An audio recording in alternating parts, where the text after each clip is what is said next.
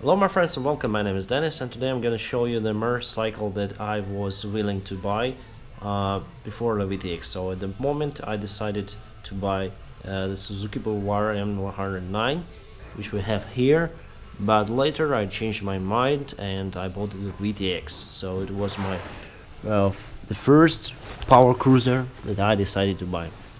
And we don't have the engine here, the engine is on repair. It has more than 60,000 miles on it, and as you can see, there's a good thing that Suzuki did with the frame. So you can simply remove the part. So you just remove this rod of the frame, and you can simply remove the engine. So it's very nice thing on this motorcycle. This is very interesting that the Suzuki has a one shock absorber, which is located underneath this motorcycle, and through this shoulder it racks to the rear suspension. I heard the reviews that this suspension is not working well, and it's very hard operation, especially if you ride with a passenger. And I don't know actually how you can regulate the suspension. So you have to remove the engine to regulate the suspension, or I don't know. It seems like a regulation here. Yeah, there is a regulation like 1, 2, 3, 4, but I think you have the very limited access to this regulation when the engine is on the frame. Also, this shock absorber located in the most dirty place where you can find underneath the frame, and it's very dirty, as you can see. It has some seals, and sometimes you ride on a wet road and liquid goes into this shock absorber, and as you can see, there is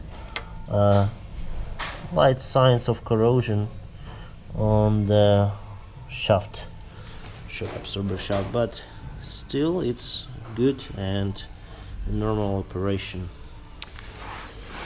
It has lots of tuning, because the owner of this motorcycle put lots of tuning into it. So this is the custom-made computer scheme control to control all the sound system, lights, etc. of this motorcycle.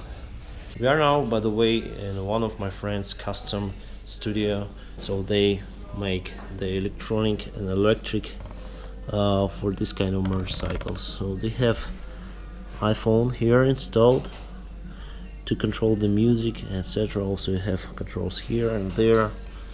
Everything is just here, so you can put they also put the GoPro session in the front, which records the video, and you can see the video live here, and also it's like a video recorder.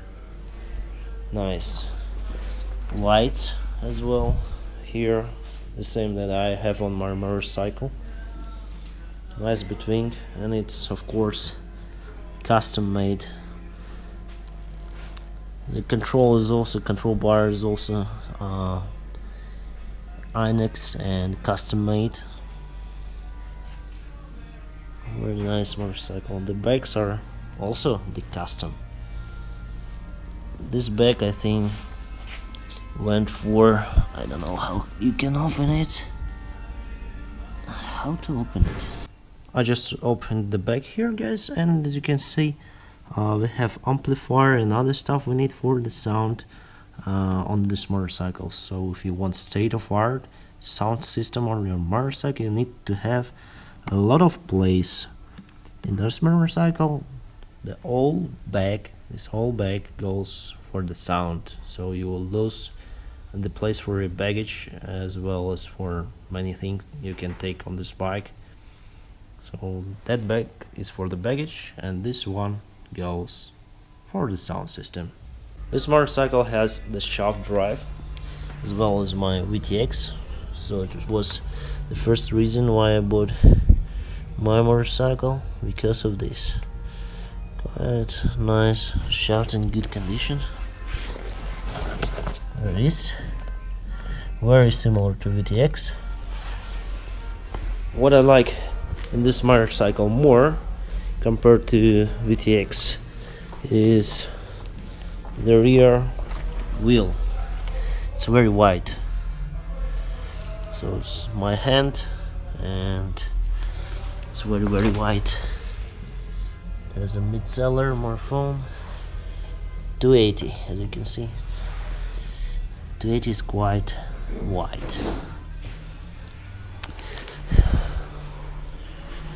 The brakes are less developed compared to the VTX.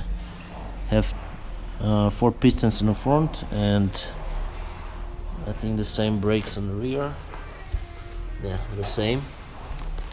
2 discs, but it's more or less enough. An inverted fork as well on the VTX. This motorcycle is as low as my VTX, so no difference. All the power cruisers are relatively low. So guys, that's the huge engine of this beautiful motorcycle M109 Suzuki Boulevard. And what had happened to it?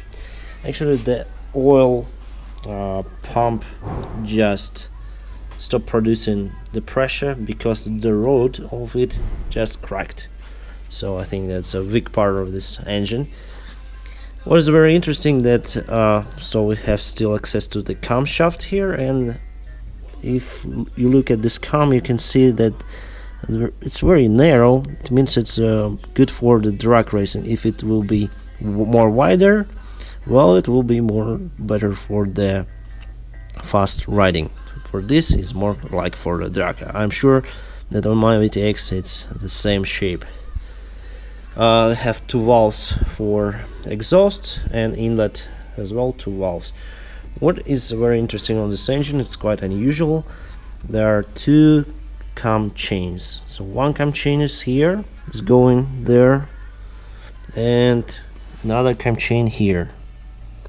So one cam chain goes to the nut, and then again from another cam chain as well here. So it has 4 chains per all engine, 2 chains per cylinder. Valves are nice, well developed. The inlet is also good. The inlet of this motorcycle is very similar to the VTX. It's injector system, and I think there's no big difference with the VTX. Basically the same, quite the same engine. If you look at the cylinders, we have the ribs here. So this is my VTX, and we have the same ribs also. Maybe on my VTX the ribs are more developed, but as you can see, the black and white, the black and white as well as on Boulevard, and I think it's very beautiful looking. And now guys, I will show you what happened to this engine. As you can see, there is an oil pump here, and it has the rod. So this rod crashed, and this is the old oil pump, and you can see there's a crash there. So it just collapsed and stopped producing the oil pressure. That's why this engine is here and motorcycle is there. They are separate for a moment. And while replacing this oil pump, they changed all these chains, because more than 60,000 miles on this motorcycle is pretty enough for them for these chains. They also replaced few bearings, and other than that, everything is okay. To say the cylinder was quite well, still quite well for this mileage. But the engine is looking quite good.